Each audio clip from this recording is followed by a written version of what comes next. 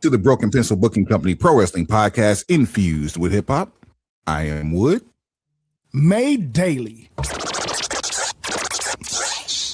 with organic, farm to table, localized, neuralized, sterilized, Scotch guarded for 2020 repellent, available online, not available on Sundays, Broken Pencil Logic.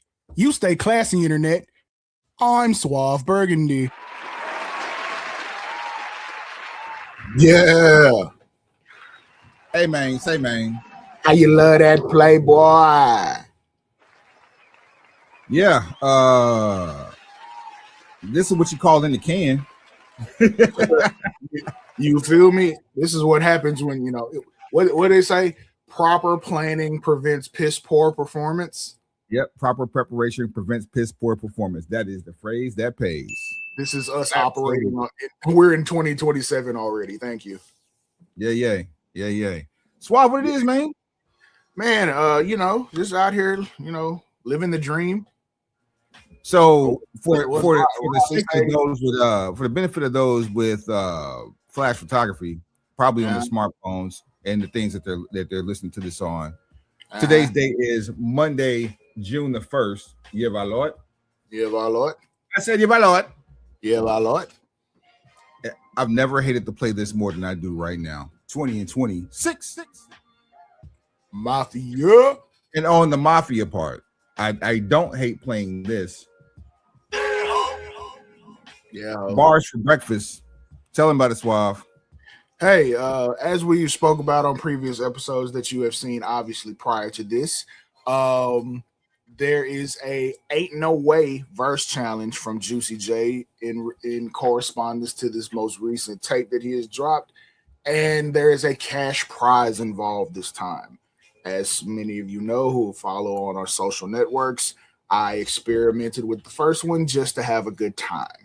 And for this one, because there are fun coupons involved, I'm going to have an even better time. As of let's see, look, I don't want to be too transparent and give the time that we're recording this. However, I should say it's before Monday Night Raw, which is being broadcasted in the afternoon in the U.S. Yeah, let's just be vague about it. So this morning, my entry was released, as I told people on the You Know Who Ain't Gonna Win episode of Clash in Italy, that it was going to be. It dropped this morning. Juicy J has already tapped in and given his approval. Many of the people within the inner circle, no Chris Jericho, have expressed their approval for what's going on. So, it's very early stages of it being in circulation, but the feedback is all positive. Everybody absolutely have a very optimistic outlook at this. So, we're gonna roll the dice. I happen to be the one person in most people's circle that will tell you when something is whack or something is off kilter.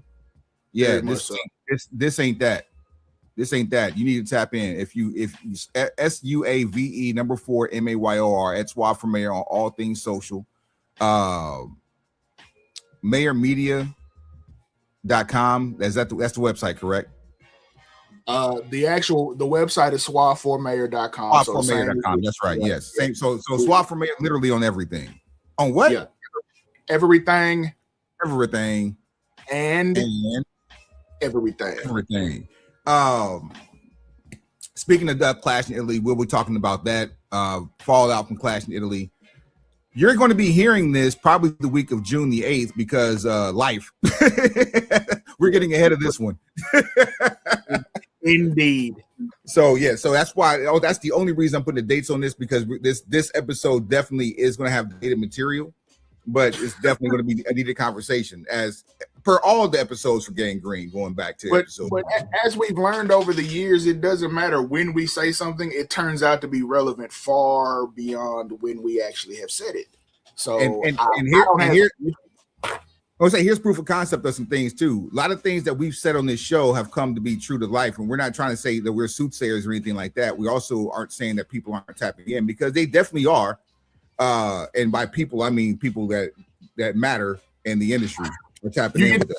To see where a lot of people get their swag.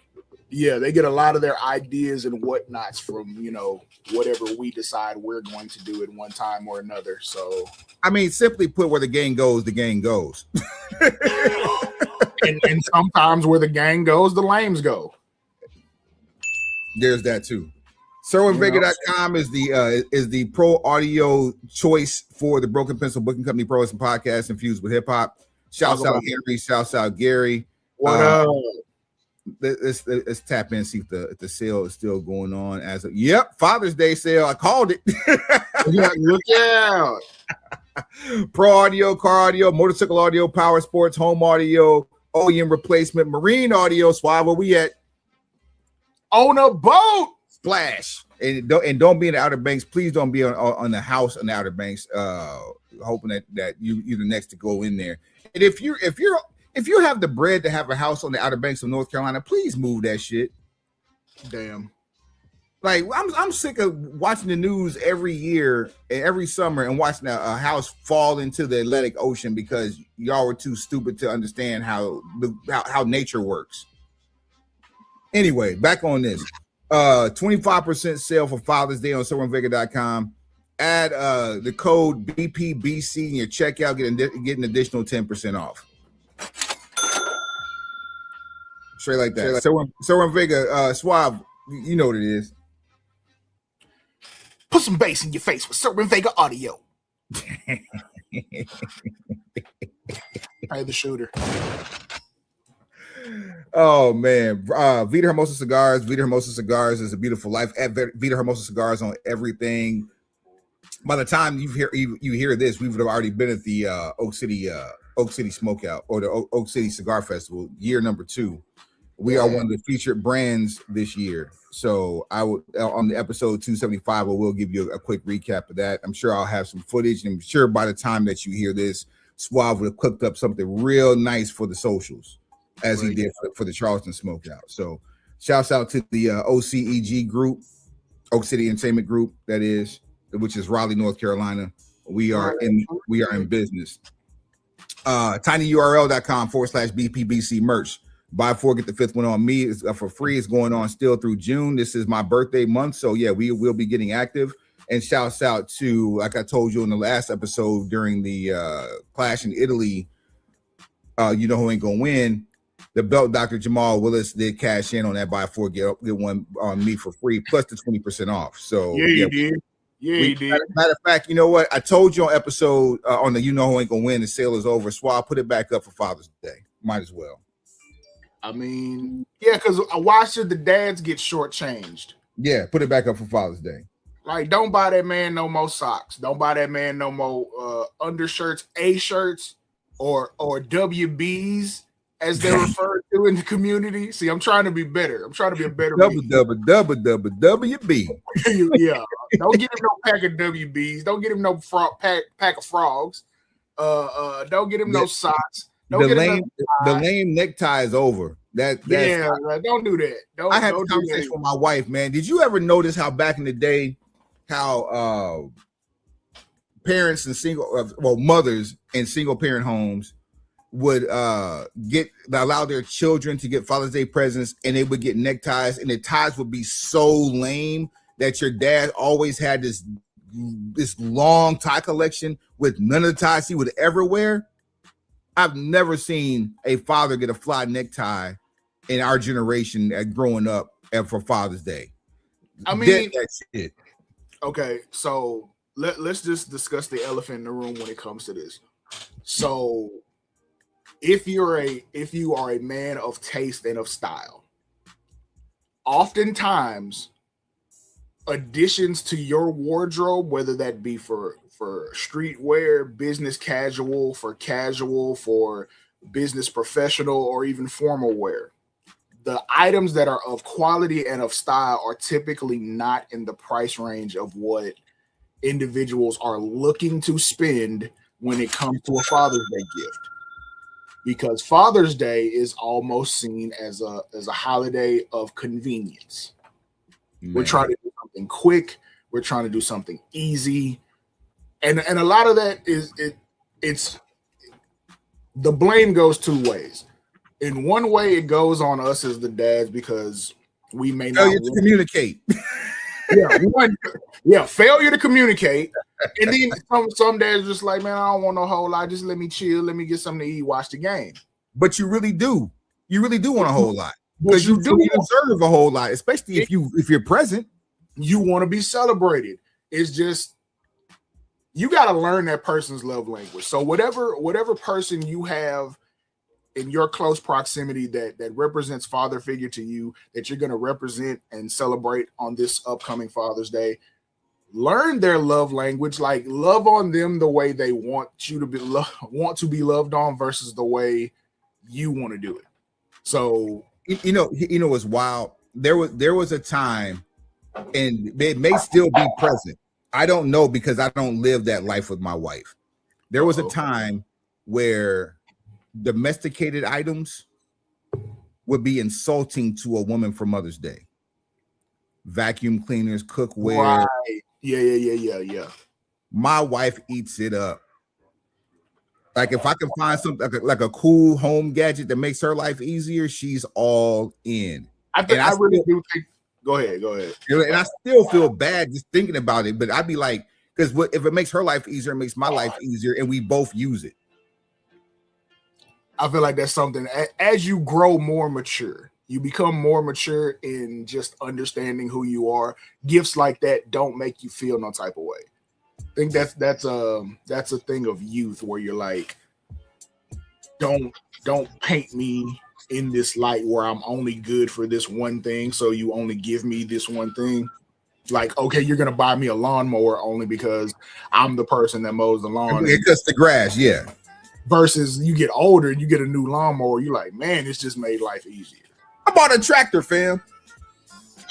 Like, my first big purchase in my house. I bought me a tractor because why not? Yes, Mr. DiBiase, we know you need a tractor. Exactly. But you know what I'm saying? You just, hey, you got old 20-inch Murray, Cashmere coat. Get that. I love it. Some stuff you need more now than you needed it back then, and that's cool. That's part of growing and maturing and evolving. Muhammad Ali famously said, if you're the same man today in 20 years that you are today, you've wasted 20 years of your life. That's a bar. That is a bar. And that's just how that go. Things become more appealing. You get a different sense of life. Your sensibilities are different. The things that make you happy are different. Sometimes you might just want to go on a food adventure. You don't even want to gift yourself. Just take me somewhere. Or I might want to go see a movie. Or I might just have a day where I don't feel like having all of the responsibility dead on my shoulders. Give me 24 to 48 hours without it. And that might be gift enough. However, if you're going to give a monetary contribution and it's not just going to be a gift card or money, you're going to put some thought into a gift, put some thought into it. Don't just go to Burlington and buy whatever bottle of Curve is still in. First of all, you don't go to Burlington for anything at this age. Look, I was getting there, but everybody got to learn at their own pace. Remember I said, you know what stopped me? Oh, I'm sorry. Go ahead. No, I was just saying, remember I told you life is for learning. Everybody got to move at their own pace. You know what stopped me from going to Burlington? Like, I've gone in there. I won't front. I've gone in there a few times, but you know what stopped me from actually actively shopping in Burlington on a regular basis? What's that? They started selling coats. Number one, it's no longer for those of you who don't know, it was Burlington Coat Factory. It's not the coat factory anymore. You cannot go there and get active at all. Not to mention in Texas, it's not even necessary. Just to have one in your closet is a luxury. That part. I be wanting my jacket game to be so player, but that's the thing. The jacket, fam. Like the Helly Hansons, the Mecca jackets back in the day. Come on, man. You can get through almost 90% of the year with a windbreaker. Like the Nike Windrunner type jacket. Yeah. You can get through literally 90% of Texas weather with that. Namely because the summer seems like it lasts for 8 months. Meanwhile, in North Carolina, we have an 8 to 12 week winter. It's nothing. It's a real winter. Like it gets cold, and sometimes we get snow. Sometimes we get real snow. Very rare in this part of North Carolina, but it does happen. But when the coat thing, that hawk be hawking, bro. Yeah, like you might need it one time out of the year. Like when we get to the 30s, January the 18th to February the 24th is usually about the time you need to have a coat on deck. When the DFW area gets into the 30s, that's when you start hearing like winter blast advisories and like the world is about to go crazy if we get under 30 degrees. Like we have no capability to function like maybe what Minnesota would with like 2 feet of snow on the ground. It's just Tuesday for them. For us, we get 2 feet of anything. Work is canceled, fam. We working remote today. The only reason why that's a thing is because of the pandemic. Outside of that, there was no work. Yeah, and any managerial team worth their salt will tell you stay off those roads, stay home. We'll work remote today. I remember the ice storm of 2006 shut down the entire state for a week. Man, listen. There's 900 plus miles to go from El Paso to Lake Charles, Louisiana, across I-10. And the entire state, from Amarillo Canyon down to Brownsville, up to Sherman, all the way to Longview, closed. The entire state Lobos closed. Boy. But the other thing that stopped me from going to Burlington, outside of the fact they stopped selling coats, is the lack of help. You got 5 check stands and one of them open in customer service, so you got a line of 45 people and everybody's checking out 30 items. No, thank you.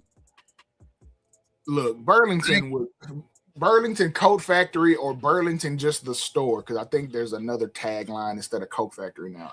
But they have never. No, it's just Burlington. It's just straight up Burlington. Nah, that's a couple of them here. They got a different. I'll let you know when I pass one because it's not one. It's one not far from where I am. But they've started rebranding. Yeah.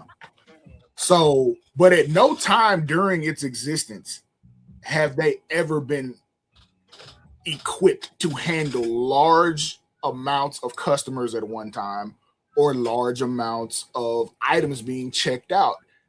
You see, there are no actual sales associates. It's people that put product on the floor and people that check you out as you're leaving. There are no sales associates. But keep me honest though. Didn't they have more than one check stand open? Typically, because everyone I've been to has just been one. And the rebranding, the only thing that you're seeing on the rebranding is probably the Deals Brands Wild Tag. It's probably the only thing that you're seeing additional on the. But it's just they're just called Burlington stores now. So here's the issue with the check stands, and you know, it's got more to do with conversions and per day sales and things of that nature.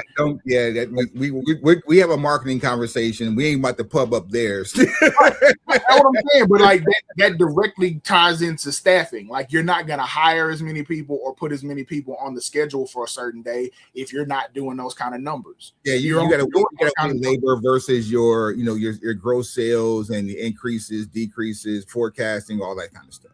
Exactly. So all of that has a trickle down effect to where, hey, instead of having load management, that's load management MBA. Yeah. So like if you know your busy season for Burlington is really like back to school and then your Hallmark holidays, then you know you don't have to staff like that year round. So you may have a situation where you coincide with tax-free weekend / and then they said Hallmark holidays. Anything that comes with a card, yeah, you can go get some real quick out of Burlington. Oh, the kids got to get ready to go back to school. You got to find them a backpack. Let me see we'll see what Burlington got popping. You need a pastel Easter jacket. Done.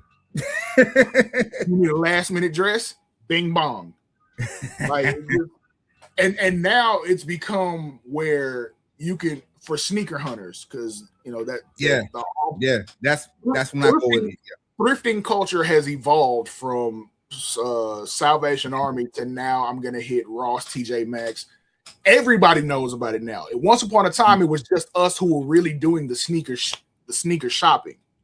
Well, I'm gonna tell you one thing I can't stand about this thrift culture. Okay. The idea that you can go buy some used shoes for $200. And I ain't talking about like used shoes that still look new in the box. I'm talking about like these golden gooses that's like $500. You took some $5 Starberries, took some sandpaper to them, ran them through the mud, washed them in a washer machine, dried them in a dryer, and put all the swollen leather on the shelf and put a tag on it for $500, and people eating that up. Man, there's a word for people like you. The term vintage has been pimped out, and at this point, it hasn't had a shower. It's been gentrified. You heard what I said. All right. Yeah, you heard what I said. Yeah, word to Buckshot. Let's take a second to think back. We let's get into this wrestling conversation, man, because I got some energy I gotta get off my chest, which is the reason why we're coming in hot. Let's start with Double or Nothing. AEW's signature event. It was their flagship, or it has been their flagship event going back to 2019. This is their 8th one. I think they said it was. Actually, was there 20? Was it 2018? Was it the same year we started with Double or Nothing happened? I think it was. Probably so. Let's double check that. When was the first AEW Double or Nothing? Survey said May 25th, 2019. 2019. Okay. So it was a year after we started. Yeah. This is also the first one that wasn't in Las Vegas, ironically.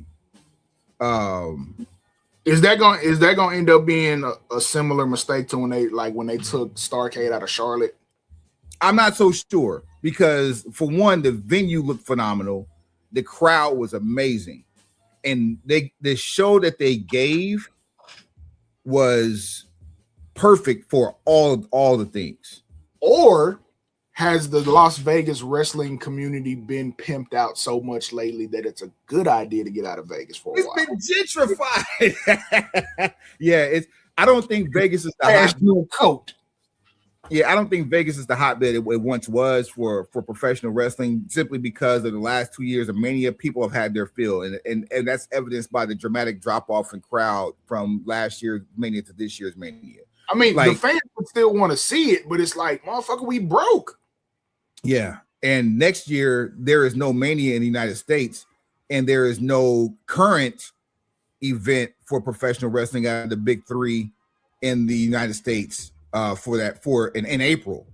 Tony Khan has hinted at getting something together. I'm sure the venue is going to be the big thing, and if all else fails, he can always do it in Daly's place.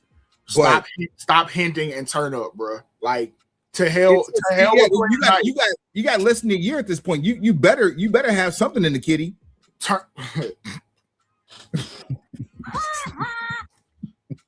I need you to, hey, Kanos, take the gloves off. Start calling your offense. Like, actually call your offense. Be aggressive on offense. Start calling. Call the deep shot. Call the play action play. Call the play action pass. Stop. Hey, Scotty. Fight back. Run the triangle. Please, if you will, just do what we know you can do. We know you can book a venue. We know you can get an event off. We know you got a roster of people enough to pull it off. So, like, what are we doing? Yeah. WWE has doubled down on, we're going to Saudi. Okay, cool. So we know nothing that's currently going on in the world is going to impact the dollar amount that you've earned for this WrestleMania.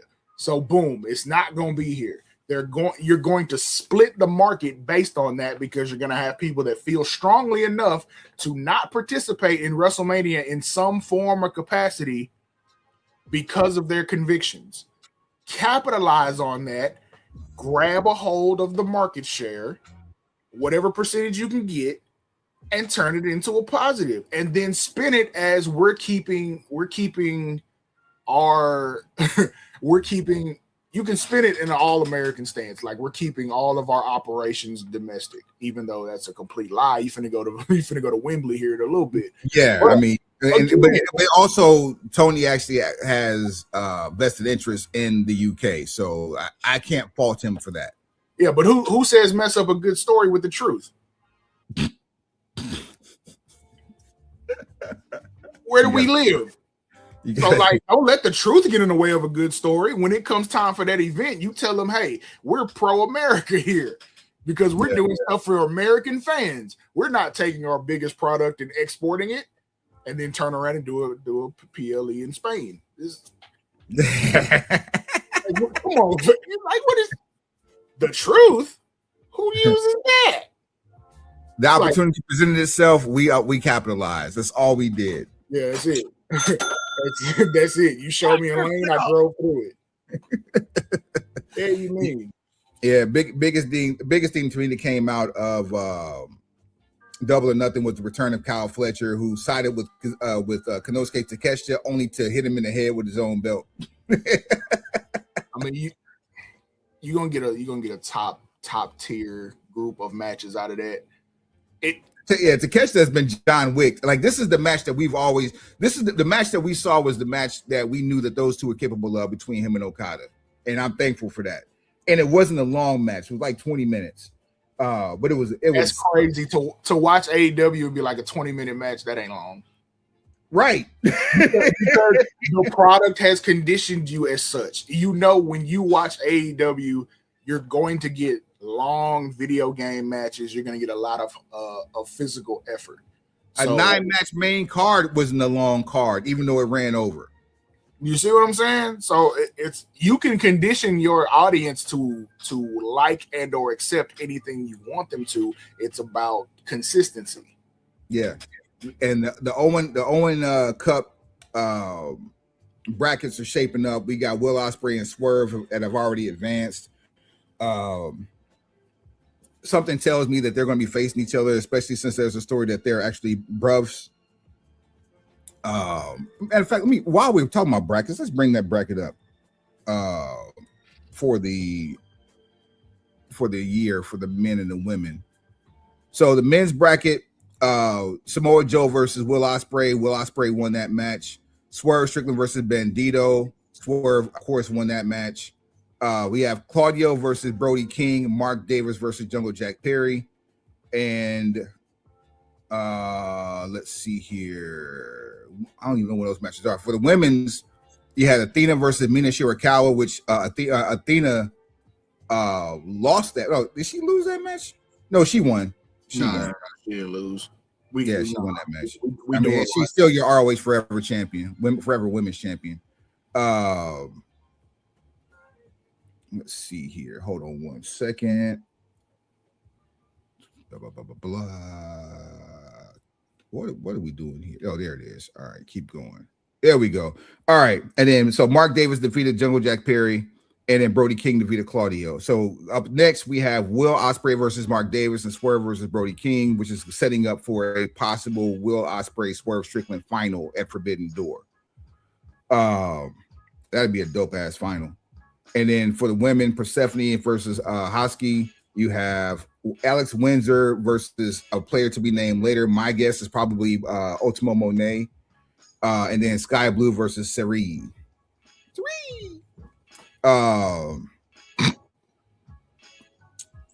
Yeah, so there's that. We were talking about Orange Cassidy. Oh, no, we were talking about Orange Cassidy, who was nowhere to be found on this card at all of 13 matches. Or 12 matches, including the pre-show. Mm-hmm. Because Suave made a point before the show saying that it's to a point, and mind you, this show I think is one of the best AEW shows in the last few years, probably since the Revolution that you and I went to. Easily the best pay-per-view of the year for them, without question. Every match was a banger. Cage and Cope, they got the tag straps away from FTR. But Schwab was saying that AEW has gotten to the point to where the things that we hate worst about AEW are still better than the things we hate the most about WWE at this point. And there's a lot to be said about the things we hate about WWE at this point. Right. But we still subject ourselves to watching this stuff that we detest so much. And the conversation started with me saying like WWE is flirting with going back to 2019. And for those of you who were dedicated wrestling fans during that era, know exactly what I mean by that. This is the stretch where you get the non-finish to Hell in a Cell 2019 with The Fiend and Rollins. That McMahon fatigue had reached an all-time high in 2019. And in just being honest, the stuff that turns us off the most about WWE far supersedes the stuff that turns us off the most from AEW.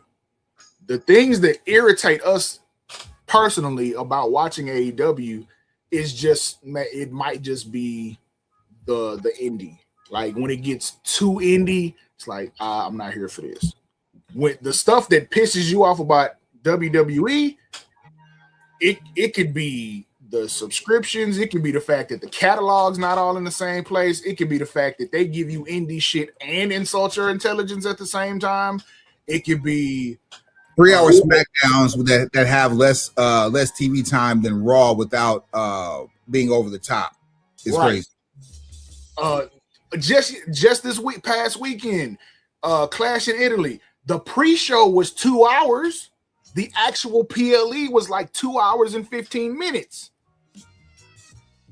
And you got 5 matches. And you think about how much in-ring wrestling time you got from that. So you dead ass spent almost 5 hours talking. And out of that 5 hours, you get maybe an hour worth of wrestling. Maybe an hour and a half. Maybe. So here's something that I don't know if you even paid attention to this. You're talking about how all of the WWE stuff is all over the place, and AEW is pretty much done come August with anything not related to HBO and HBO Max. So they started the myaew.com website, which is actually a channel. Remember how we talked about the pro wrestling channel that was on Pluto? And then now the Impact channel has been on there for, close to 10 years now. It's going back and showing all the archives of TNA in a scheduled format. Factual. I'm on myaew.com right now, and they are showing in succession all the Dynamites. Like right now, episode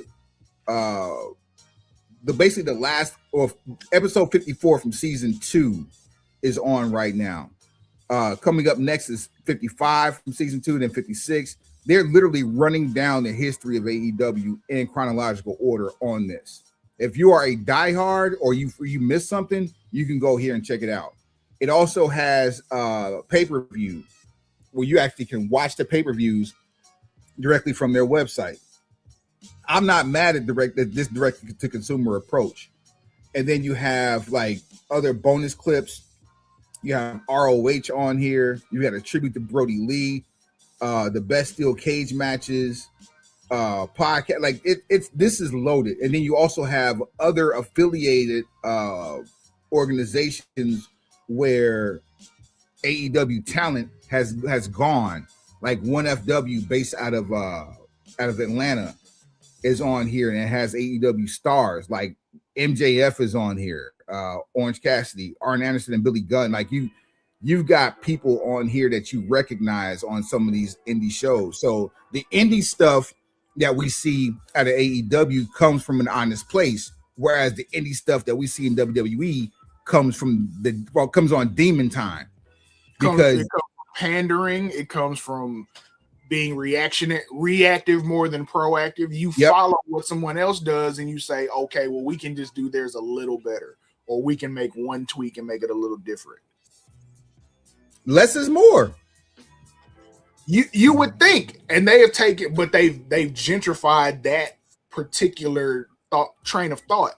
less is more. Now you're getting five matches on a PLE. You don't feel like you're getting more at any point during this. The irony is Clash in Italy on paper before we even saw the matches had a better lineup than either night of WrestleMania. Clash in Italy was far better than night one of WrestleMania and was still outdone by 3 matches televised on YouTube for AAA in 2 hours.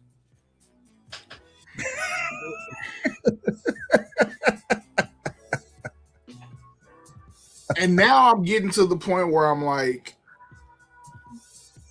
part of this is because the American audiences have gotten to where they accept anything. Like, there's been no backlash, no revolt. Certain things you can't do in Mexico. I don't care who's in charge of what. I don't care who owns what company. There are certain things that you can't go to Mexico and give to the Mexican audience when it comes to pro wrestling. And you see AAA over the weekend had to come correct, and they did. And in them coming correct, I'm kind of like, I don't know how I feel. The War Raiders match was actually dope. I don't know how I feel about them being the tag champs down there, because it seems like they're being force fed into Mexico. But here's the thing. What you also know about Mexico is even those situations that are force fed, they don't last long. Here's the thing. You're going to have to pay it off at some point. Boy. And so, like, okay, transparent moment. You nor I have ever had a real moment during this whole El Grande Americano thing that we were like, oh man, we really fuck with this. There's never been a time during the entire angle where we were like, this is really good shit, even in jest. However, I don't know what made Mexico turn the corner away from Chad Gable, but they turned the corner literally in a match. Because you had two talents actually buy in. They bought all the way in, took this conversation to Mexico where it should have been the entire time. Lived. Yeah, where it lived, yeah. And you gave them a clear face, a clear heel. Because in Mexico, traditional wrestling presentation still matters. Yep. And you got them invested. Los simpáticos y los rudos. You incorporated other people from the actual culture to pour into this, and in the end, that's how you ended up where you needed to be. And it paid off with a match of the year candidate.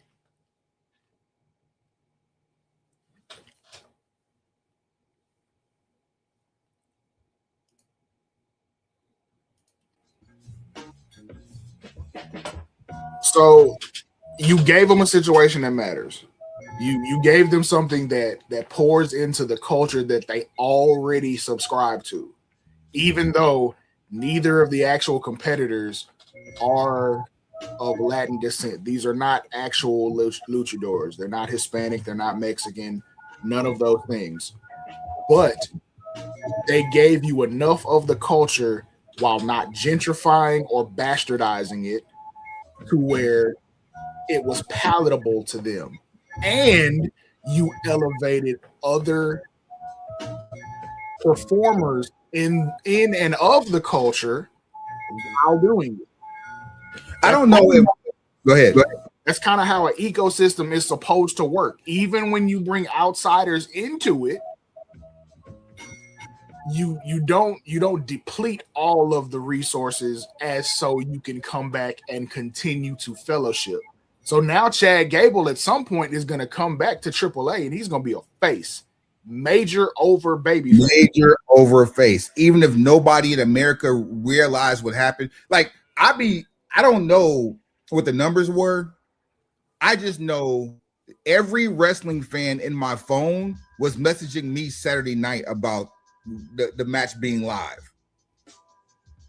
And we just caught it by happenstance because I had been outside all day. I was knee deep. Yeah, I was knee deep all day. You called me. I just sat down when you text me. It's like we're live right now, and I was just logging in. Shouts out to my cousin, Free City. He actually hit me up. asking about it, and then realized that he was on the wrong channel. The belt doctor hit me up. My son hit me up. Like I'm like my phone is like people who I hadn't talked to in a while were hitting me up like, yo, this match is on. I'm like, you watch this? Like, I remember when I moved to Texas and I could catch AAA at 2:00 in the morning, followed by CMLL. It was nothing for me to stay up late and watch this and not know a lick of conversational wrestling Spanish. I knew the wrestlers. Sunday afternoons in Texas, you absolutely gonna be able to catch some on Telemundo. You definitely gonna see some Lucha Libre. I was watching on Univision, like that too. Telemundo, Univision. You gonna get some Lucha Libre. All you gotta do is just stay put. Yeah, but they have a culture. They have an ecosystem. If you bring people into that ecosystem, and as long as they follow the rules of the ecosystem, everybody has an opportunity to be successful. That's not happenstance. That's how shit works. The story that happened a week and a half before this whole mask versus mask match got more eyes on the product than the actual story of the mask versus mask, because we thought the mask versus mask should have taken place at WrestleMania. During that time frame, we got the announcement of night 1 of Triple Mania being in Vegas. During the match, we got the announcement of night 2 being 2 nights later in Mexico City, which was the debut announcement for the night 2 event. We know, if I would anticipate that we're going to get Dom Mysterio versus El Grande Americano at Triple Mania, probably night 2. I also anticipate some type of return for Chad Gable there, having nothing to do with that storyline whatsoever.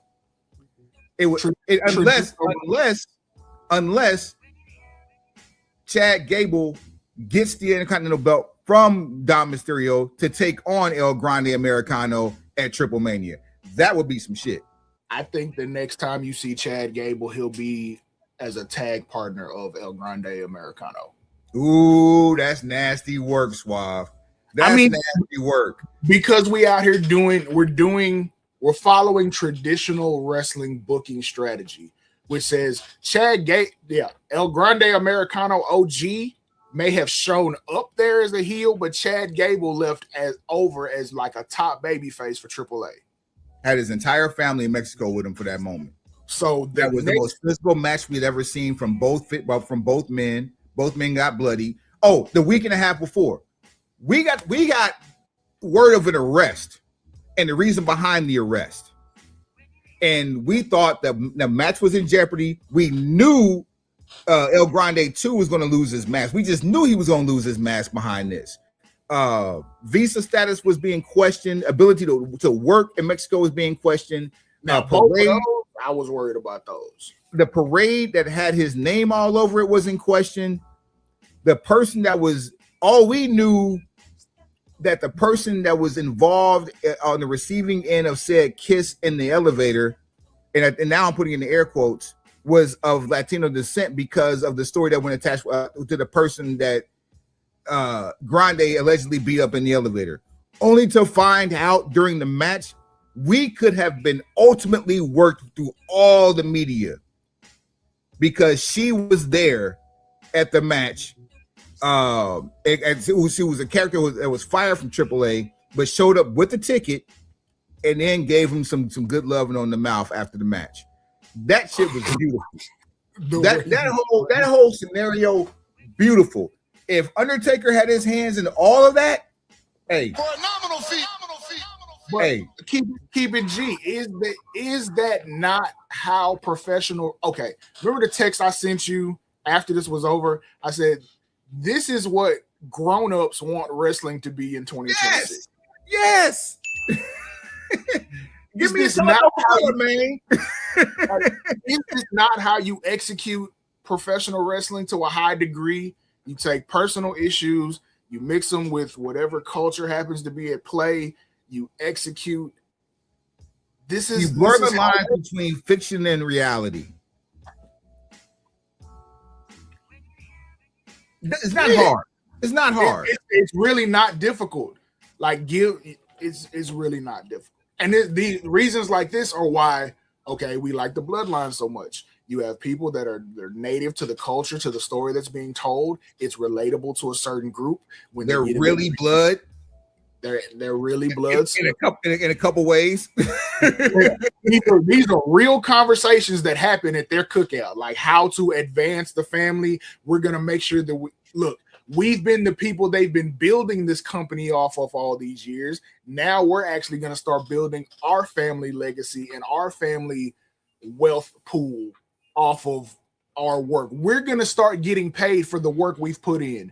And so much so that not only can we pay the people that came before us, we can pave road for the people that come behind us. If you can't relate to that, you are a fucking strange fruit weirdo. Weirdo energy for real. Yep. And not the type of weirdo energy that's in our family tree either. Shouts out to Earth. Earth you weirdo. Yeah, you're not wav, you just daft. Punk. I'm having a decent day with these bars. Just, let's get it, man. So let's talk about, and we still didn't come up with anything because I don't know. How did you feel about the Clash in Italy card? Like, I mean, that we talked about the card, but who ain't gonna win. But how did we feel about the matches, especially now that you've seen it? Just the stuff that, like, okay, we never really get into trying to dissect, break down, or critique the actual work of the talent unless something completely off the charts happens. So unless you do something incredible, the stuff that was off the charts or could have been classified as off the charts was extremely mid. That part too. Here's the reason I said that with the talent. We don't really critique that because the in-ring is the in-ring. Either you do good or you do bad. Right. The work was great. The work was great. The decisions. That's, you see what I'm saying? So I look at it from that perspective of like, okay, the match could have been fine, but the decisions surrounding it, because again, what are you thinking about when you go to the table with some of this shit? You beat Obafemi. You destroyed Obafemi. I'm gonna try not to get emotionally invested, at least for the first part of this explanation. 7 F5s. Go ahead. Just so people understand. Look, on the who ain't gonna win episode, we said, look, it's not a good idea to beat Oba right now. There's too much momentum. I also said it's not a good idea to beat Walter right now. He has too much momentum. We're moving towards, like you're trying to establish new stars and have new generational talents. This is the time when you double down on your strongest characters to help you get to that point. Well, guess what? You beat them both on the same fucking show. And for what reason? How are we going to be better today from what you just did? How does Walter look better going forward from what you just did at Clash of Italy? How does Obafemi look better going into the next episode of Raw or the next PLE based on what you did in Clash in Italy? The only one who took an L who I didn't think really needed another L this soon, but at least they have something to do going forward, is Jacob. Because we said on that, who ain't gonna win. Jacob is taken care of one way or the other. One way or the other. He's either the champ, and you got to deal with having an unstable maniac as champ who also has the tribal chief in his back pocket because now roles have reversed and one has to acknowledge the other, or Jacob has a whole new story arc as a member of the bloodline and about how long it takes him to accept the bloodline way of life. The way it should have been when he got here versus the bloodline that he got that was Roman less. Since everybody was like, Jacob should have been playing Solo's role. Now you get to see what would happen if Jacob was playing Solo's role. Yep, as the enforcer, because Solo came in as the enforcer. Jacob is built. Go ahead. It's like Jacob is actually built for that more than Solo was, in my opinion. And we're saying that from a biased place because we saw the Jacob that we're finally getting. We saw him years ago. Seeing how things were handled after the split, I feel like Solo was exactly where he was supposed to be, because there were certain things he had to do to make everything else make sense. I think JC Mateo was a failed experiment.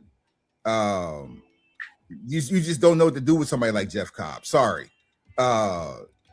Tangaloa, I have no idea what led to his departure. Injuries. You think that's what it was? He's injured. He had been injured a lot, and once the internet starts to take off with a narrative as far as like the botch culture, once they take off with that narrative, it's hard to shake that. So now you got him looking like you have him looking like right. You have him looking like okay. You see the meme of the 3-headed dragon, and one dragon looks like he's on the spectrum. Yeah, the Cartoon Network logo. Yes, you have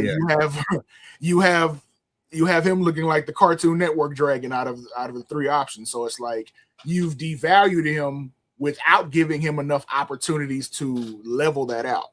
He doesn't have a lot of singles matches. Gorillas of Destiny did not have a lot of tag matches. I think they had 2. You see what I'm saying? Like you didn't put him in any situations where he could kind of balance out any of the stuff that happened before, and he's probably making too much money just to be a stooge. Because at the end of the day, we do know they are checking the balance sheet about who's doing what. Yep, absolutely. Even if you are good at your job, you might be making a little bit too much for what they feel like that day. There, two matches that had underlying referee storylines in it in the same card is crazy. Especially for one to be be televised virtually for free with Cody and Gunther. Jade Cargill had a coming out party. It's clear that she's been putting in the good work at the Nightmare Factory or wherever she's training at, PC, what have you. She's putting in the good work. The only reason, like, if I had to pick like a beef with this match, it would be the fact that it took the interference for Jade to lose. It was like the interference of her own people for her to lose. And eventually, like, I think they're going to shoot a fair one, but like that's 2 losses back to back with Rhea. Like Rhea's got Jay's number at this point, so that's the story. Oba Brock,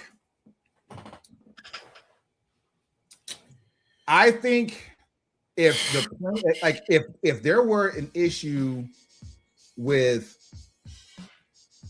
Brock not wanting to go under Gunther at SummerSlam, this match and the Mania match should have been reversed.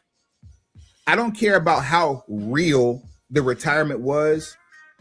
Your right-hand man is producing the match from ringside, which I told you how phenomenal that was for him to pull that off that way, especially when your client loses. But if the plan all along was to get a run back, I think Oba should have lost at Mania, considering it was his first and Brock's last. Just for Oba to do what he did at Mania at Clash. That's my opinion. And you know what the pimp said about opinions. So let me give you my opinion on how that should have worked in. One to kind of counter your point, if it goes the opposite and Brock goes over at WrestleMania, I don't think you get the same reaction to Obamania, basically.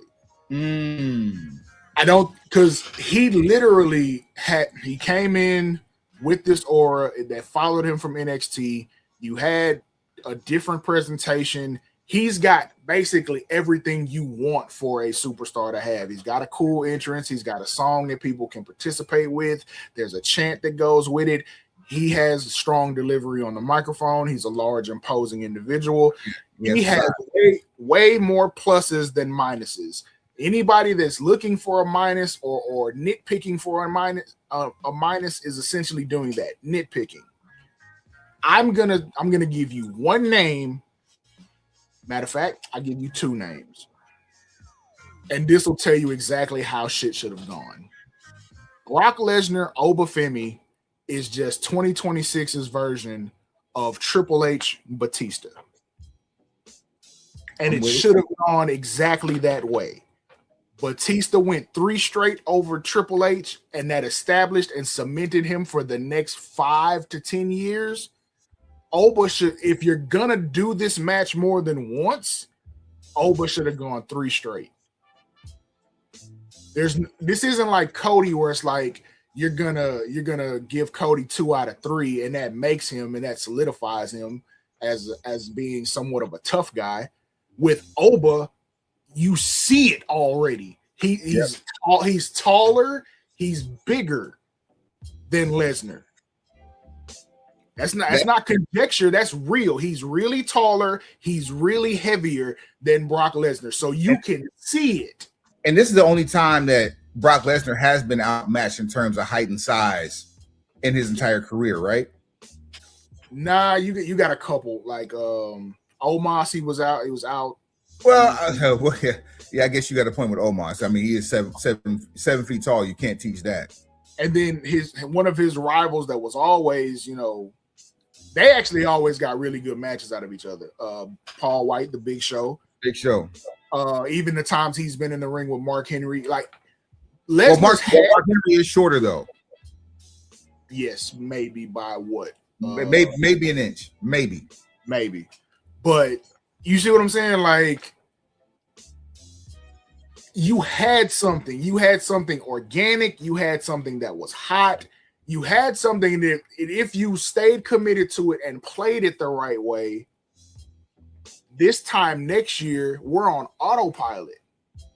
And it just, the mismanagement of young talent once they get hot, that needs to be studied at this point. Because, you have to keep in mind who's behind the wall. They say wins and losses don't matter. Who say that? The people behind the wall. Why are they behind the wall then? Tripping GPT, Tripping H and Chat WWE got to get this shit together because this ain't it. Yeah. This ain't it. Like the worst of WWE irritates us way more than the worst of AEW. It's crazy. At least we expect it with AEW. and that's mainly because it's still a young company, so you expect them to have hiccups and slip-ups from time to time. But like sidebar, let me jump in real quick with something that would be considered the worst, but it's actually some of the best. We got a gem on Collision last Saturday from Tommaso Ciampa bringing out 1,004 reasons why he hates Jericho. Number 4 was he hates his arm bars. And see that something like that. The only part I can be irritated by that with is on Collision. Yes. Put it in Wembley. Put your best players on the floor in Dynamite. Dynamite is your flagship show. Put your best performers on the court when it matters the most. That's my only argument with that. Here's another plug I have for AEW too before we get back into this Clash card. I had a premium included HBO Max membership, right? And then that went away for a number of reasons, but it went away. But I still have another membership that's included, right? But this one's with ads. What I discovered was the one with ads is actually better than the one that I had, because the one with ads, like for AEW, if it's after the fact, you get one 30-second ad to kick off the show. The rest of the show is uninterrupted. So I can watch Dynamite from beginning to end with no breaks. Same thing with Collision. That's far more palatable than sitting here and having to wait through a commercial break. This is true. It's just we have so much wrestling content in a given week that you have to really be dedicated to see all of it. Even the stuff that's like really important. Like I found it difficult to go back and try to catch up and want to watch Saturday night's main event, Double or Nothing, and Clash in Italy. Yeah, Double or Nothing is not going to be sit down and watch, because it's to me it's so good you're going to want to watch it all, but it's a long watch. If you're not watching it live, there's no investment. There's no investment there. That's what happened with what was it? All Out or All in Texas or whatever. All in Texas. That's what happened there. I had to sit there and watch it in segments because it was so damn long because I didn't watch it live. And that's what I feel like of everything we got over the weekend. Everything feels like that. Like if you didn't watch it live, you could probably go with just seeing the highlights, reading the results, and you can move forward. Oh, I feel bad for anyone who dedicated time to watch the pre-show and post-show after Clash. Oh God, you talking about time investment? Jesus. Whereas with the mask versus mask in AAA, I think you can watch that whenever. That's the best 1 hour that you're going to spend.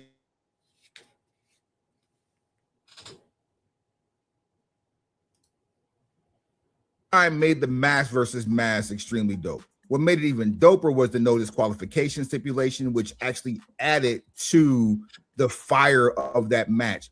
And that match lasting almost an hour, like that, the entrances, the start of the match, everything about that was masterful. Match of the year candidate without question. I don't have to say anything else. I'm not saying it's going to be the match of the year, because we still have another 6 months left of wrestling. Well, 7 months, including this month, left of wrestling for this year. But as of right now, I can go and say that that's my match of the year, and that's not a prisoner of the moment. That's a damn good match. I was telling my wife and my daughter that's probably the best wrestling match I have seen storyline-wise in a very, very long time. Definitely this year.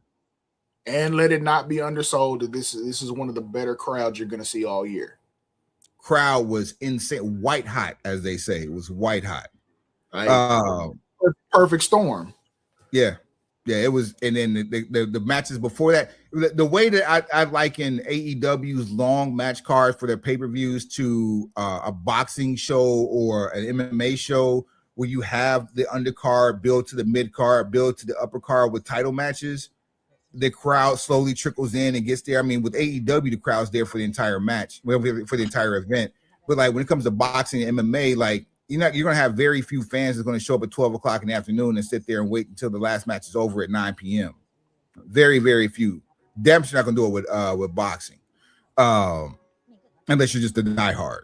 However, the three matches that they had on Saturday.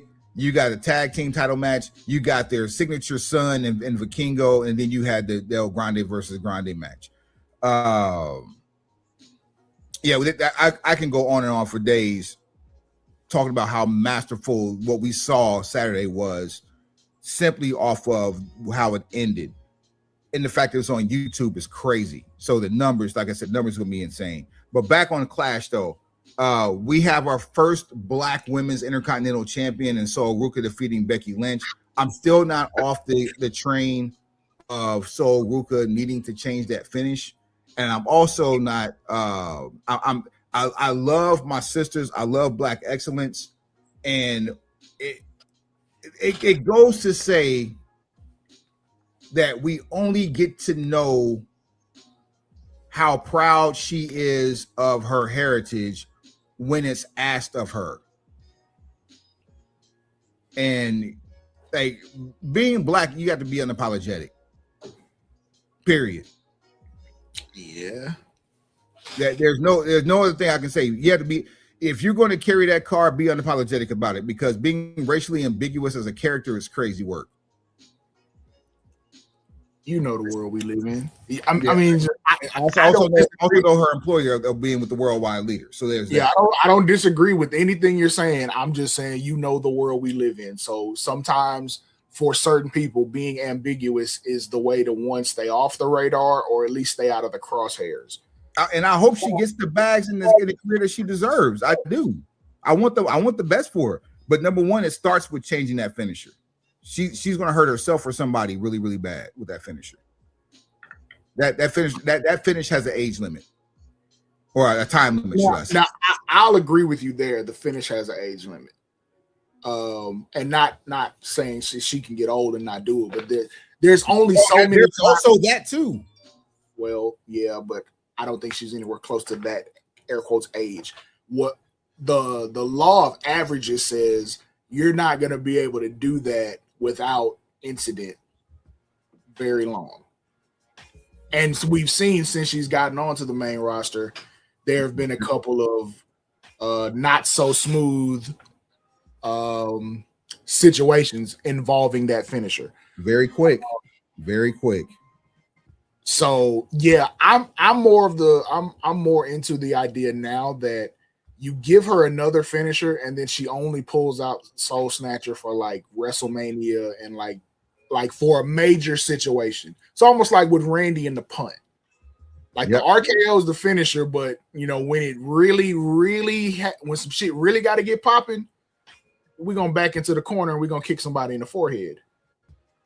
I will say, as far as Sol Ruka's genetics or DNA, I was not aware that she was biracial, but it's probably something that comes from the fact I bailed on NXT once they turned into the Skittle. So I know a lot of people from NXT by name. I'm able to keep up enough through what I read and what the clips I see, but I guarantee you, I'm not sitting down to watch very much NXT content in real time or going back to watch it. And so all their PLEs have been moved to the CW moving forward. Let that sit for a second. So, I mean, it's cool. It's cool for the target demographic they're shooting at. That is a perfect move. I'm not in that target demo. I'm not in that demo, man. Like, I don't care how hard you try your best to be edgy. It's the CW. There's only so much you're gonna get away with. And I'm gonna keep it G because it wasn't Sol Ruka that brought this up about the Intercontinental title, and it wasn't a WWE release. This was Fightful, who put out some shit and was like first Black women's Intercontinental title holder. Oh, they first said of all, that? Yes, that what I sent you, that was Fightful who did that. So one, it feels tongue-in-cheek, almost like you're trolling with that statement.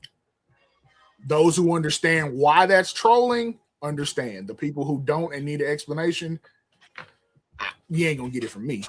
But also, see now my lack of enthusiasm in that statement, it holds a little bit more merit because of who you saw put it out there. Right. It came across like a low-key troll because you brought it to my attention, which I wasn't thinking about at the time. How many Intercontinental champions has there been total? 4. Becky Lynch, AJ Lee. I don't know who I was about to say. AJ Styles, Lyra Valkyria, Sol Ruka.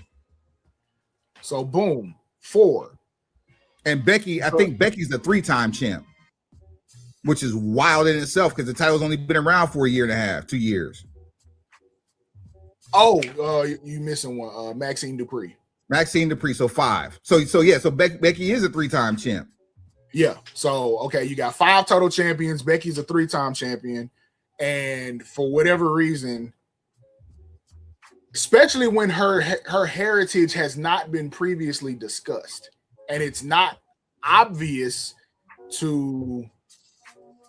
It's not obvious to anybody watching that she's biracial, unless the only thing that haphazardly related to WWE where it has been discussed was on Stephanie's podcast. And I don't watch that. I'm not going that far into the content wheel. Like there you go. That's what it's too much content out there as it is. As we're giving you content, but everything else is Cashmere Coat. This is Coyote. we're fighting an uphill battle we're fighting uphill, but it's not something that's like made readily available. That's not knowledge that everybody's had, because hell, I don't. Why the hell? I'm okay. So look, in my office on the screen right now, Clash in Italy is playing because I didn't finish the entire thing. Why is the Vision in the fucking front row? Austin Theory's dressed like he's about to sell dope. And, and for the club already. But so you had the Vision there. You also had Tez there eating popcorn with a fan. Santino, what's up, baby? Santino Marella was there. You had Judgment Day there. Specifically the women from Judgment Day there. I don't remember if Dom was there or not, but I think it was just the women. That's a long way to keep a lie alive. You flew Santino to Italy just to have him in the crowd. That is a lot of effort to keep alive. Who's not employed by the worldwide leader, by the way. Again, you can keep stuff in line when you want to. You can make it make sense when you want to put the effort in. Flying Santino to Italy just for a callback to a previous time, that's nasty work considering the other shit you be doing. Like that means you very well, you know how to show your work when it comes to doing math. You only do it when you want to. But as far as Sol Ruka being half black, okay, great. I know that now. I didn't know that before. But the way it was presented in the news blurb or the post that we saw, it was a little disingenuous just because one, we know who it was and what their reputation is. Two, like if you hadn't mentioned it before now, what's your reasoning to do it now? Yeah, because all that time in NXT, no one seemed to care then. Why does it matter now? Popped up on Raw, you got I don't even know how I knew. I guess my thing is this. You're not trying to make it people's business. Why make it people's business? That's like, okay, with Ronda Rousey, like she's multiracial, but that shit never comes up. Certainly not marketed as such. Never has been. Nonetheless, congratulations. Okay, like Cody. Cody didn't really just play. He doesn't play into his multiracial. He just doesn't deny it. No, he is devout about saying he has a Cuban mother. He's devout in saying that. Very much so, but not. They don't use it in the in product presentation. Because Cubano Mama has nothing to do with the Rhodes name. One of the reasons Cody started dyeing his hair after he went to the Indies. Look, you preaching to the choir on this. What I'm saying is he himself never separates one part of his heritage from the other.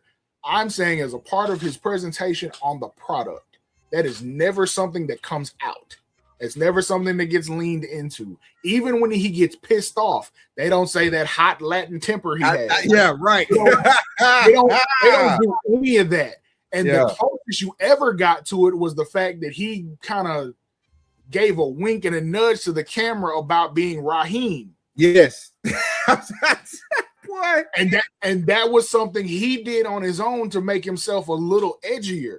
That was the Cashmere coat moment for him. And the crazy part is, even though the IWC ate it up, it was Cody acknowledging the IWC, and nothing ever came from it because it went back to live in the IWC when Brandy replied with, "Well, ... You want to know why? You really want to know why? Tell me why, Swab. Because the people who are writing the next sentence that comes after that don't know the language to speak in that room. You don't know what the follow-up is for that. Cody dropped that bar, you don't know what the next line should be. Only he does. They threw pencils up in the air. Like, oh yeah, you treat it as a one-off, and you actually could have, veered off into some different territory. You slammed the laptop behind that one. Like, what can you do? And you by no means can you just let Cody go out here and say what he wants to, because then it becomes, hey, what do we need you for? Here's the irony, Suave, or more irony. Their biggest comeback to that would be merchandise. And you can't do it, but somebody in the back thinks that's a good idea to make Cody black. Listen, I mean, fuck around and find out. There's so much that could have happened to make a quick buck off of Cody calling himself Raheem. Like, you could have went ahead and made the t-shirt with the meme of Cody wearing the kufi. Like, sell them bitches. I'd have bought one. It's just like when they did the situation with McMahon's mugshot, and they made the shirt. I bought the shirt because I knew at some point that was going to come up again. Who knew it was going to be to this level? But that's come on, man. Are we trying to make money, or are we just trying to beg? Because my mother told me something. He gave me a statement as a youth, and it stuck with me, and I've been using it the rest of my life. Because she was describing something that I was seeing. Beg and make folks hate you. Begging make folks hate you. If every time they see you, you got your hand out begging, people will hate to see you coming. If you fuck with me, shut the fuck up and listen to the bars. That is a completely different energy from someone who comes around and every time you see them, they are selling you something. Because at the very least, one, you have an opportunity to say no without feeling obligated. Or two, you do decide to buy it, at least you're getting something tangible for what you've invested. A motherfucker come up around you begging, you lose no matter what. Because if you don't give in to the begging, you get the guilt trip. If you do give in to the begging, you're an enabler.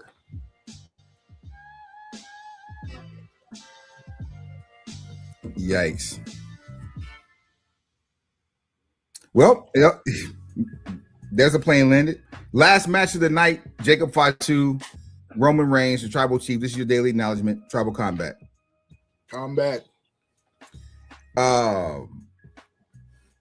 I thought the violence was toned down, but I thought it was very good storytelling, especially when Roman crushed his fingers and the tape had to come off the fingers.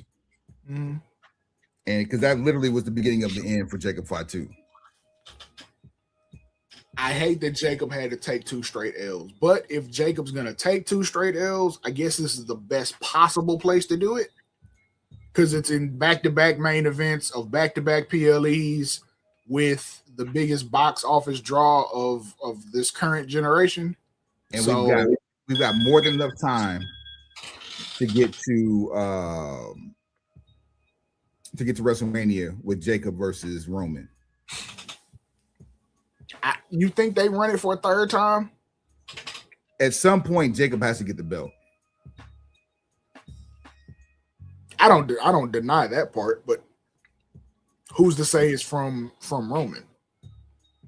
Who do you see taking it off of Roman between now and Mania? Well, they just beat one of the guys. Oba very well could have got that. Like, the internet was hyped for it. I was saying push it back to like next WrestleMania, where Oba very well could have just walked the rest of this year without losing again, win the Royal Rumble, and boom, there we go. We got our next star of the future, and he's ready to go. Braun Breaker is always going to be a part of that conversation. Oba is still a part of that conversation, just not as there's not going to be as much momentum behind it. CM Punk is still undeclared about where he's going to spend his next stretch of content. I don't know if he's going to move to SmackDown once he comes back, or is he going to come back to Raw? Who's that? Punk? Yeah, CM Punk. I'm still saying, like, I'm almost sure we're going to see him on SmackDown. With they need to go ahead and just do a damn draft and just get it over with. But I'm almost positive we're going to see him on SmackDown. He's going to be involved in this Walter Cody feud to some degree. That's what I'm a fan of. I'm a fan of him being on SmackDown. I think it's a fresh look for him. And then also, there's Seth Rollins. Like, they're always going to keep him somewhere close in and around the main event situation. Him and Roman have unfinished business. We know Triple H is always going to have him figured in, so that's a person you could end up getting the belt off Roman with. I'm not a fan of getting the belt off Roman anytime before a WrestleMania or a really, really significant story development, but that's ain't that like a hot mixtape worth of people? Oba, Braun's son, we keeping it G because he's one of the last. When he comes back, yes. He's the last person to hold a victory over Roman. So Braun's son, Oba, Jacob, CM Punk, Seth Rollins. So it take Jacob off of that list. Any of those people I named other than Jacob could take the belt off of Roman before Jacob gets back to a title match. Because would any of us be mad if WrestleMania 43's World Heavyweight Championship match was Braun Breaker versus Jacob Fatu? Absolutely not. That's literally you can get 10 Madians out of them too. Easy. Would you be mad if World Heavyweight Championship match WrestleMania 43 was Jacob Fatu versus Oba Femi? Absolutely not. You see what I'm saying? You can get 10 out of them too. Hell, you can get 20 out of Braun and Oba. If it was Jacob Fatu and Bronson Reed, I don't think anybody would be upset. It would just be a curveball because it's not what you expect. Unless nobody's upset. Unless Bronson Reed comes back and just runs roughshod, like he comes back and has a career resurgence like we've never seen before. With the way injuries are going out, everybody has to have the ability to do that. Because you never know he's had 2 catastrophic injuries since coming back to WWE. You just never know where your number. You just never know when your number is going to get called at this point. People are falling left and right, so you got to be ready to step into that role and excel. Yeah. So as evidenced by the vision that, as you said, that has cataracts. Boy, Lens Crafter should be making a killing off them boys. Boy. I can't wait to see what Monday Night Raw has to hold. Again, by the time y'all listen to this, we've already been done and over with. Last but certainly not least this week, the King and Queen of the Ring brackets have been released. I do want to run over these here real quick because it's news to you, Suave, both of these. So I'll go over the women first, and we'll say what now? I said I wish we had the graphic. I can get it. Hold on one second here. Okay, I got the men's bracket here now. 1 second. Come on, computer. It's Apple. All right, there's one, and then let me find the women. I just found both. Okay. I'm putting the men in for actually. If you want to drop them both, that's fine. But I do have the men's bracket. For those of you listening to the podcast, we are actually in real time uploading graphics for you to see. But we will go over the cards or in detail, or the brackets for you in detail. There is nothing that says crapshoot more than these brackets from what I saw. And I don't want Swab to take too much time to look at them beforehand, because the reaction that you're going to see from his face, which I will describe for you, those of you listening, is going to be damn priceless. All right, I got them loaded. You can go ahead and drive the car because I don't see which. All right, let me see which one this is. Yep, here's the winner's bracket here. All right. We have Becky Lynch versus Liv Morgan.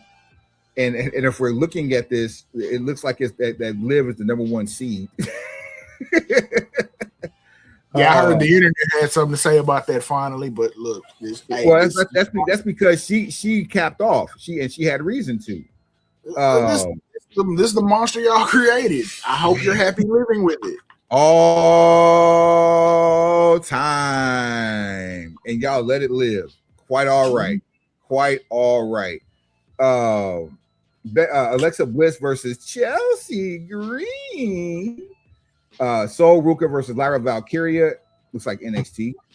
Chick Flair versus Jade Cargill. Didn't have that one on my bingo card. Wait. So this is part of what I was seeing during the post show. These are fatal 4-ways. No. Yeah. No. These are individual matches. These are qualifying matches. So Chelsea Green versus Alexa Bliss is going to be on SmackDown. Liv and Becky is going to be on Raw. Lyra and Soul is going to be on Raw. Chick Flair and Jay is going to be on SmackDown. I want you to hold what you got. I'm about to send you something, and I guarantee this will help fix a whole lot of what. Oh, wait! You're absolutely right. I see how the brackets lined up now. Hell no. No, I'm sending you the page from WWE.com. Like they have. Yeah, I'm saying like this. That's wild as hell. I didn't see that. This is news to me. The qualifiers are fatal 4-ways. That's wild. So all right, so let's run that back again. Liv, Becky, Alexa, and Chelsea in one match. Soul, Lyra, Chick Flair, Jade in another match. Perez, Io, Julia, Lash in another match. Bailey. Why is Lash in a match and not? You know what? Never mind. Bailey, Raquel, JC Jane, and Kiana James in another match for the women. Mm-hmm. For the men, Penta, Oba, Solo, and Carmelo in one match. Dom, Braun Breaker, Trick Williams, Damian Priest in another match. Seth Rollins, Javon Evans, Tala Tonga, Ricky Saints in another match. Jey Uso, LA Knight, Royce Keys, Finn Balor in another match. This will be a hell of a who ain't gonna win, but I really don't care. I just want to see the brackets as they form out for the semis and the finals. But this would be a hell of a tournament if this were just regular qualifying matches you lead up into SummerSlam or into Night of Champions, rather. But again, you're trying to sell fox fur. Yeah, Cashmere cool about it. Yeah, exactly. They're not even in this situation. They're not about trying to give you the biggest bang for your buck. It's just how much can we? Are you familiar with the term love bombing? It's kind of like that in a wrestling sense. Like how much shit can we throw in your face to make you care about this, even though it's not going to live up to the hype we put on it. So yeah. We could do predictions on this. I mean, hell, that's what we're here for. It'll stop us from having to do a who ain't gonna win for Night of Champions. All right, so for the let's see here. I got Oba, Trick, Seth, and Finn. Okay. I'll take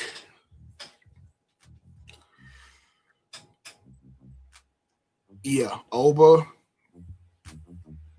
Dom,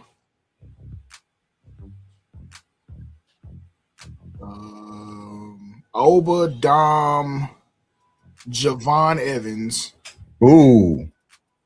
Jey Uso. Jay was my other choice out of that one if I had to pick another choice. Seth, I think Seth can't afford another L right now. He can. It really, it's with him, it's just what do you have planned for him story-wise? Because, like, yeah, he's always going to be figured in. He's never going to have a situation where he's, shit out of luck.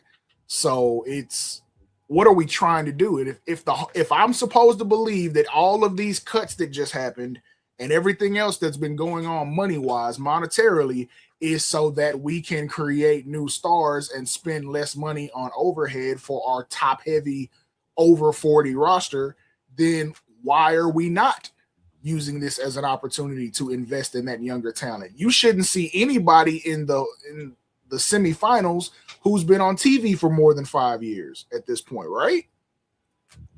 All right, cool. I love that. Take it to the women, because I'm about to prove your point. I got Chelsea Green the first match. I got I want to take Jade. So yeah, I got Jade. I'm taking Jade because Jade got something to prove. She's had 2 L's back to back. So Ruka's got 1 L and a title, and she just got the title. So I'm still taking Jade in that match.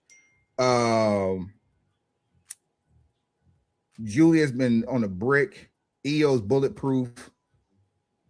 I got Roxanne Perez because she's the least likely to come out of that bunch. And I have JC Jane coming out the bottom because she always finds a way to sneak through. And every one of those people have been on the main roster less than 5 years. Done. What you got? Give me Liv Morgan because I know what, you know. I just happen to know WWE logic a little bit. Give me Soul Ruka's Intercontinental Champion. She doesn't need this. But Jade is a defending queen of the ring. Give me Jade Cargill. To hell with it. Then give me Lash Legend, even though I know I'm completely out of pocket with that. And then give me Rocky. Would I be some shit if we had Lash Legend and Trick Williams both winning the King and Queen of the Ring? I mean, if we're all about creating new stars and the whole crossover thing, you have done Miz and Maurice. You've done what was the name of the show where they had the couple section off? It wasn't WWE Divas, but Montez and Bianca had a whole season to themselves. Yeah, I know what you're talking about. Yeah. So for me, this is just another opportunity to do that with another couple. But either way. And then so that it says I got Liv, I got Jade, I got Lash, and I'm gonna go Raquel Rodriguez. So you're gonna have Raquel. Oh, you said Liv. Okay. Damn. Yeah. That's who I'm picking, even though I know it cannot be like that. What most likely would happen is you get Liv, Lyra,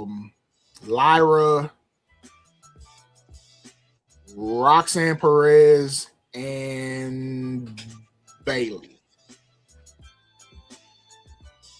That's probably how it would go. But we're taking our predictions because ours matter based on what you said. And my decision wasn't based on what you said. My decision was actually added to what you said on the first bracket. Right.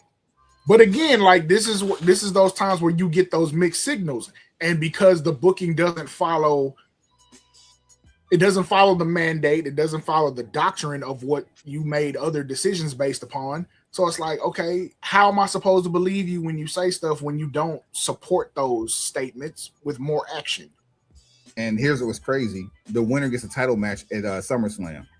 Which has been, that's been a King of the Ring thing since Lesnar started in 2002. Similar to like 92, the winner of the Royal Rumble gets the title match at Mania. Or actually 92, you got the title, but after that you get the title match at Mania. Bing bong. So, yeah. It is great. All right, so that's it, man. Shit, that's 274. Take it to the house, Swab. We're out of here. Throw some pushers. Like, rate, share, subscribe, tell a friend, tell that friend to tell a friend, and then tell that friend again. Show at brokenpistolbc.com, brokenpistolbc@gmail.com, at brokenpistolbc on all things social, at brokenpistolbc on what? Everything, and everything. Heads up, pencils down. Straight like that. You're whole lot of fucking gang shit.